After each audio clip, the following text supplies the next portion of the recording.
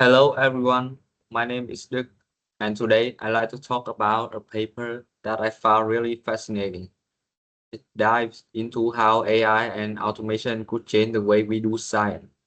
The title is Automating the Practice of Science, Opportunity, Challenge, and Implication, authored by Sebastian Muslik, Laura K. Bartlett, and others, published in September 2024. Okay, let me give you a quick overview of what we will explore in this presentation.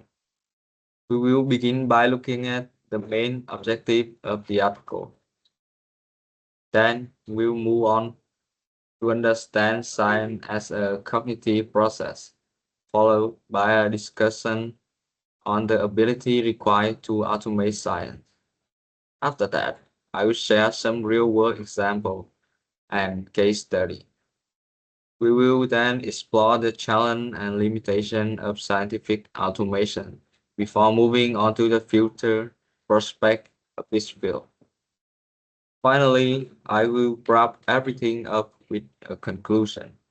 Let's start with the first part, the objective of the article.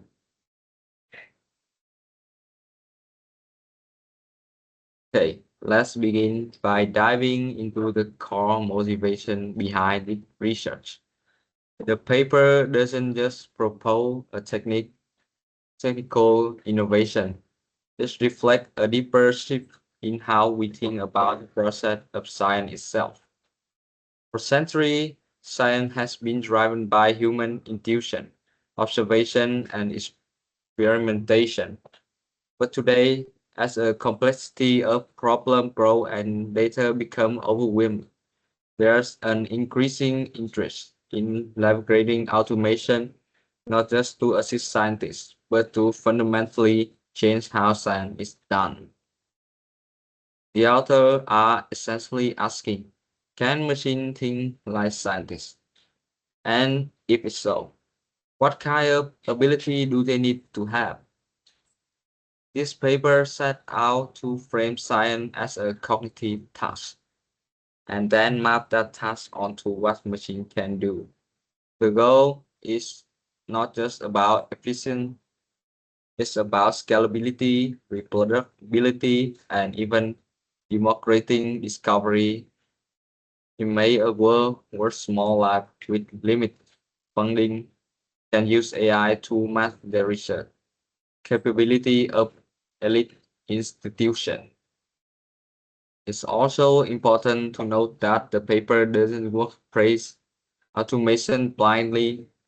It critical examines the implication, which is what makes it valuable. Let's now take a step back and ask, why do we actually mean when we say that science is a cognitive process? Well, in practice, doing science involves a lot more than just collecting data or following the scientific method. Scientists make judgment from mental model, revise belief, and make prediction under uncertainty. These are cognitive activity just like language, memory, or decision making. One interesting idea presented in the paper is that we can think of a scientist as a kind of problem, so operating in a vast space of hypotheses. In this sense, science resembles complex problem solving more than a rigid procedure. And here's where AI comes in. If we train AI system not just to crunch number, but to imitate or even augment human reasoning, we can build tools that don't just execute science, but participate in it. This shift from automation as a tool to automation as a collaborator raise profound questions. Can machines be creative? Can they form institution? Can they know where they wrong? It's not just technical question. There's a philosophical and epistemological one, and they are central to debate this paper opener. Now, let's explore the kind of ability that automated scientific agent might need to propose. First, we need to understand that scientific work isn't linear. It requires flexibility and adaptation. So automation must replicate not just one skill, but a whole bundle of interrelated cognitive tasks. Let me give you a few examples beyond what on the slide. Curious-driven explanation. Human scientists often explore questions without knowing where they will lead anywhere. Can we teach machine to do the same, not just maximize accuracy, but ask interesting questions? Theory building. In inter- theoretical physics, for example, the theory often emerges from seeing analysis or conceptual tension. This is very different from data-driven learning. How can automation support this level of abstraction? Error recognition and self-correction. Human researchers routinely abandon hypotheses when they encounter disconfirming evidence. Training machines to recognize the failure and adjust accordingly is a huge challenge. Concept sensitivity, human make decisions with a well contextual understanding, cultural, ethical, and historical. Automation must learn to operate within the boundary, not outside them. What the paper suggests is about to automating science, not just a technical challenge. It's one requiring insight from AI, physiology, and cognitive science. So instead of building the monolithic system, we might need to build a family of specialized systems, each with complementary strength. Now let's take a look at how these ideas are already applied in the real world. One striking example is the development of robot scientists, like the system Eve, which was used in drug discovery. We can autonomously generate hypotheses, design experiments, and interpret results to identify potential drug candidates. That's not just automation, that is end-to-end autonomous research. Another fascinating case is the dual Bayesian reasoning model in cognitive science. This model can automatically infer what kind of mental structure best explain observed behavior, essentially generating new psychological theory.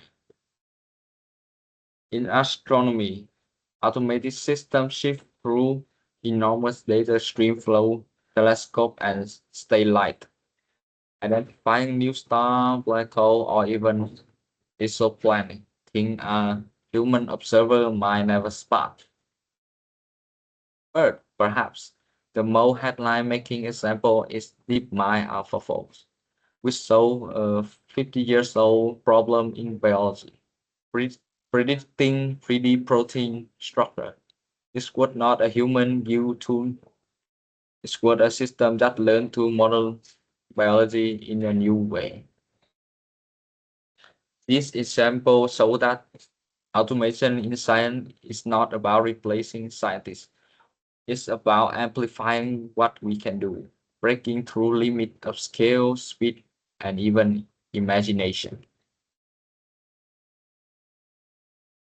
Of course, no innovation comes without its risk, and scientific automation, despite its promise, brings us some serious challenge. Let's start with interpretability. Many AI systems, especially learning models, are essentially black boxes. They give you an answer, but not an explanation. In science, that's a problem.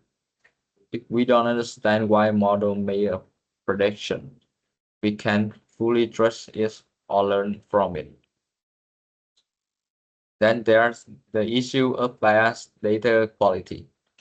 AI systems are only as good as the data they are trained on. If that data is flawed, biased, incomplete, or historically skewed, the conclusion will be true. In the worst case, automation could range from systemic bias in researching funding, publication, or experimental design. Another major issue is accountability.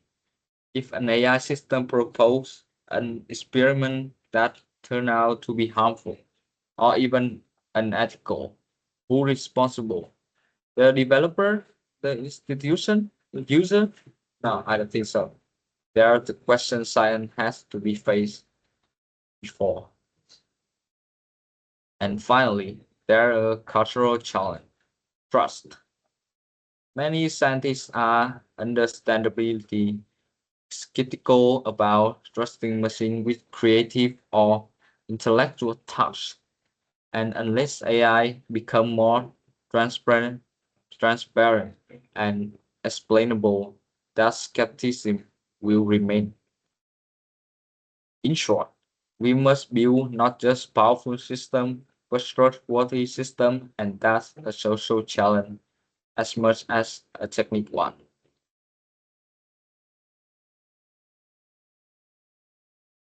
Okay, let's get to the next part. Future of scientific practice. Just looking ahead, the author envision a future where human and machine work together as a collaborative partner. AI will likely take over many of the repetitive, data intensive tasks, allowing human scientists to focus on creativity, insight, and ethical decision making. This means education must evolve too. Future scientists will need to understand both their own discipline and the capability of intelligent systems. Moreover, interdisciplinary collaboration will become more important than ever, linking AI developers with scientists, philosophers, and ethicists to ensure responsible use.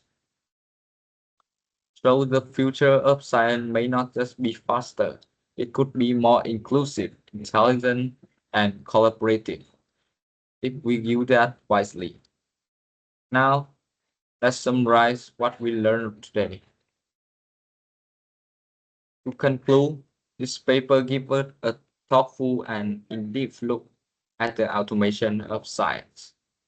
It highlights both the huge opportunity and the serious responsibility that come with applying AI to scientific research. By recognizing a science as a human cognitive process, and by carefully designing systems that complement rather than replace human, we can build a future where discovery is faster, smarter, and more accessible. But to achieve that, we must remain critical, cautious, and ethical grounded. Thank you very much for your attention. Appreciate it.